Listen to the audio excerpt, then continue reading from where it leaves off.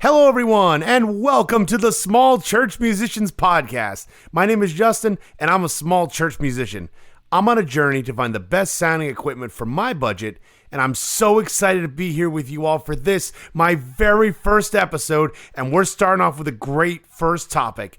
Today, we're going to be talking about an effect that's very near and dear to my heart. We're going to be talking about overdrive. In my time, I've found a number of aspects of worship music that I really want to get right, that I really want to nail and really make stand out. Chief among them is the balance of my clean tone versus my overdriven or distorted guitar sound. Now, I'm going to say this first and foremost. The term get right, that's entirely in quotation marks, is entirely subjective and it can differ between worship teams. And I fully recognize that. Some worship teams want a massively distorted guitar sound, while others want just a driven or a pushed sound while maintaining a relatively clean and overall clear sound.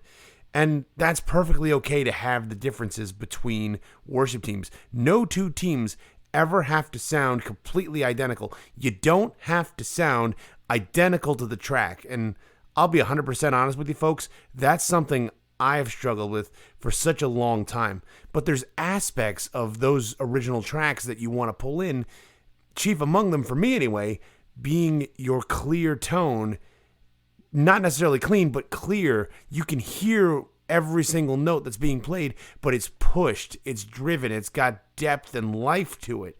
And in my church, we tend to stay on the clean and clear and push side, and it's taken me a really long time, a whole lot of research, and a whole lot of trial and error to find the right kind of overdrive that helps me achieve the sound that I'm looking for.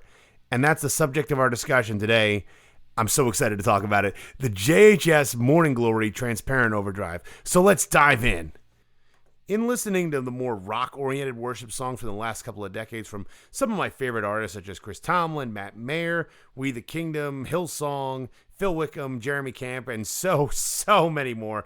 If you haven't guessed, I listen to a lot of different worship leaders and Christian artists.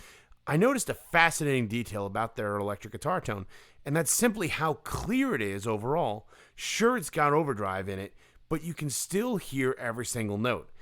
It's got definition to it, and it's not just distorted for the sake of being distorted. Although I will say that is okay sometimes. Sometimes you really, really need that if a song calls for it.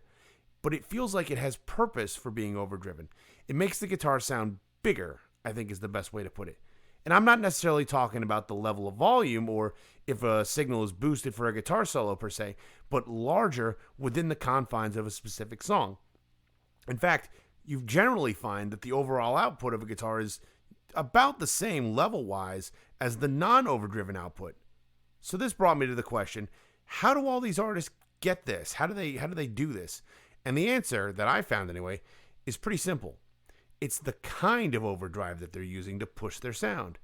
They're using what you may or may not have heard of as, I know I didn't hear of it until a couple of years ago, transparent overdrive. Transparent overdrive can be defined as when a guitar's natural tone is clearly discernible through the mist, in quotation marks, of distortion. In other words, it's an overdrive that doesn't affect the EQ of whatever signal is coming through it. All it does is distort the sound while leaving the pure tone of what's underneath unchanged. Now, there are so many great transparent overdrives on the market. I've tried out a lot of them in my time. I'm going to mention a few of them here, and I plan to talk about other options on later episodes. I actually have an episode planned where I'm going to talk about my 5 favorites that I've owned. But for me, the best transparent overdrive on the market for my money has consistently been the Morning Glory, which we're going to talk about today. So, to be honest, when I bought my Morning Glory a couple of years ago now, I went into using it completely blind. I knew JHS had a really, really good reputation. I've had a few different pedals from them over the years. I can't recommend them as a company enough. They are absolutely outstanding. They make great stuff. But I knew what I'd want out of my overdrive. I wanted a drive that would push my guitar signal while preserving its clarity. I do want to specify that at this point, I'd tried out a bunch of different overdrive pedals from different companies, all of which are very, very high quality pieces of gear in their own right. But once I tried out the Morning Glory, I was completely blown away. It was sonically on another level for me anyway. It has a great overall balance of sound, and it's everything that I wanted in my drive section. It gives my signal both grit and clarity, and I've really, really enjoyed using it as my first stage overdrive, or a lot of the time I'll use it as an always-on type of effect, just to really thicken out the sound in the mix. But here's the thing. Half the time, I don't even want or need to add a second stage of overdrive unless a song really calls for it. If a song doesn't need it, not boost, just drive. If a song doesn't need a second stage, I'm just going to leave my second stage overdrive off and just crank the gain on the Morning Glory. And it does the job entirely by itself, as you'll hear in some of the audio clips I'm going to share with you here in a minute. I've had a lot of people from my congregation, even the non-musicians, come up and tell me just how much they really love the sound of the electric guitar. And I'm not doing this for the praise. That's not for me. It's the reason I do what I do is to bring God glory and help the people connect with him in a real and meaningful way. But I'm not going to deny it is really nice to have people come up and say how well balanced the sound is and how much they really like the sound. And I should point out to everybody, a lot of this has to do with how talented our sound team is. Worship leaders, make sure you have a really good connection with your sound person. It's one of the most important relationships you can have as a worship leader. But I've had so many people come up and say the overdrive doesn't overpower what you're playing, and it really lets the congregation hear and appreciate the parts that are being played. I'd also like to point out that I just recently discovered that Jeremy Camp's lead guitar player, Toby Friesen, uses the Morning Glory as his primary overdrive for all of their live performances. Alrighty, so now that I've hyped up the Morning Glory, let's talk about this pedal. Let's talk about its specifications, its controls, and of course the big question that everyone's going to be asking, unless you've already gone out and Googled it during this podcast, its price tag. Before I say anything else, I have to add I'm not sponsored by JHS in any way, shape, or form. I'm just sharing my love for this pedal with you all. The second thing I want to add is that I have yet to have a bad experience with any of JHS's effects. Every single pedal that I've owned from them over the years has been absolutely outstanding, great quality, and they always sound good. And definitely go check them out if you can. So let's start out by going over the JHS's actual dimensions. The first thing to note is that this is a single footprint overdrive, or a single footprint pedal, I should say, so it's not going to take up a whole lot of space on your board. It has a height of 1.6 inches and a width of 2.2 inches. It has a depth of 4.8 inches, and a weight, if this is something that you're concerned about, is 0.58 pounds. It only has one mono quarter-inch input and output, so there's no stereo options on this whatsoever. But it also has an additional quarter-inch jack where you can plug in the external JHS Red remote or an external control switch to access the Morning Glory's higher gain setting with a simple switch. The Morning Glory is powered by a standard 9-volt power cable. It doesn't run on 9-volt batteries. It has to be the power cable. Again, something else to keep in mind if you're considering purchasing the pedal. Moving on to your actual controls, we have 3 control knobs. One for your volume, which is your output control. One for your drive, which is the amount of drive that the Morning Glory is going to produce. And one for your tone control. You also have a mini toggle, which allows you to activate the red remote functions without having a red remote. It basically activates the Morning Glory's high gain function, which, when it's activated, the Morning Glory's LED light will switch from blue to red and vice versa, depending on whether you turn it on or off. You also have your standard issue foot switch to activate or deactivate the pedal as needed, and on the side of the quarter-inch input jack, we have a high cut control, which allows you to darken or brighten your tone, depending if you have it active or not. I've only used it a little bit, and it does sound really good, but it's really helpful for those that may have brighter or darker pickups or amps or any combination of that. It's a really useful tool to have on this pedal. So now that we've talked about the Morning Glory's weights and measurements, the controls, and a whole bunch of other specifics, we gotta talk about the price tag. To buy the Morning Glory new, it retails for about $199 US. I got really lucky a couple of years ago when I got mine. I got mine for about $185 US, which is not bad at all. And the $199 isn't bad at all either. It's comparable to a bunch of different overdrives in that price range, but you're getting even more functionality out of it because it has that high gain setting that you can activate with the red remote. It's a really great pedal. It consistently sounds great, and I use it all the time. It is my go-to overdrive. And I've had a bunch of overdrives, and I'm going to talk about them in another episode, but just a few I've had over the years, and a couple I still are mainstays on my board. I've had the Boss OD1. I've had a Walrus Audio Voyager, which is actually right on my pedal board as I'm sitting here talking to you all. The Voyager is my second stage overdrive, and that thing's amazing, but we'll talk about that another time. I've got the Full Tone Full Drive. I've got the Paisley Drive Deluxe, and just so many others that I really, really have loved. But they all sound good for different reasons. But for me, my go-to, if I'm going to lead worship and I'm going into an environment where I don't know my congregation, I don't know what I'm going to need, or I don't know how many are going to show up for church, and I don't want to overpower them with drive, I'm just going to pull out my Morning Glory because I know it's going to sound great, it's going to be consistent, it's going to be reliable, and it's accessible to everybody. And those are three core values that I really, really, really try to champion in any piece of gear that I purchase. So I totally cannot recommend the Morning Glory enough. Definitely go check one out for yourself. All right, everybody, the time has come. Let's hear the Morning Glory. I'm going to be playing my PRS S2 Starla, and then my amp is going to be a Dream 65 Reverb by Universal Audio. I absolutely love this thing. It sounds really, really great. I just got it over the weekend, and I'm putting it through its paces, so I thought I'd record with it for today. I'm plugged into a Scarlett Focusrite audio interface, and my recording software is just simple Audacity. There's nothing really fancy going on there. Here's the guitar tone just through the Dream 65.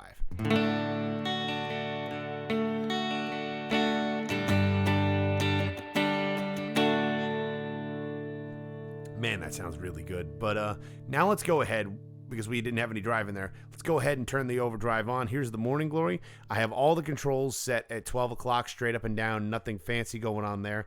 Here's the Morning Glory's bass sound with everything straight up and down.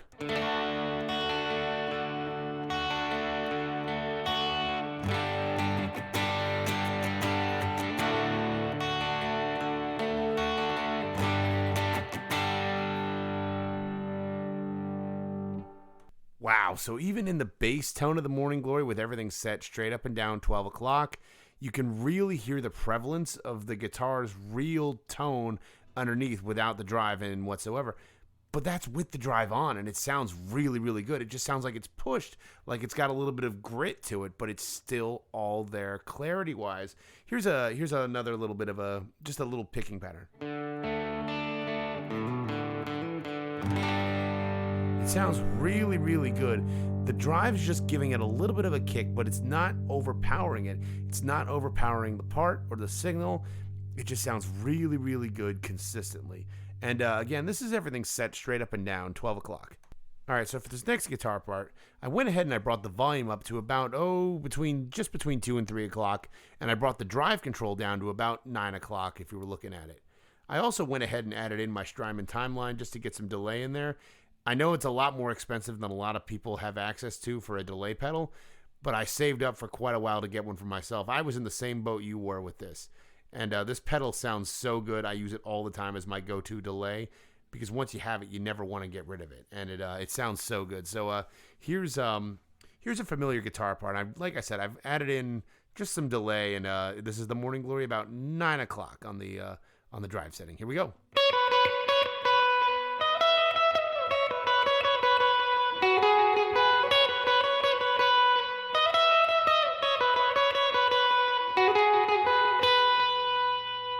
Yeah. Okay then, so for this final piece I'm going to share with you all, I went ahead and I rolled the volume back to about 10, 11 o'clock, and I cranked the gain all the way up to about 4 or 5 o'clock looking at the Morning Glory. The Morning Glory is going to have a little less volume output, but I'm going to supplement it with my Spark Mini Booster by TC Electronic. This pedal is a great boost if you're ever looking for one, and I'm going to talk about it in another episode as well. I'm going to play Third Day's Other Side, which is my favorite guitar riff ever written. It sounds really, really good. But I'm going to, after I play the main riff, I'm going to go ahead and turn the mini booster off. So there's going to be an awkward pause for a second. But I'm going to play some big chords on the Morning Glory so you can really hear that with the high gain. Here we go.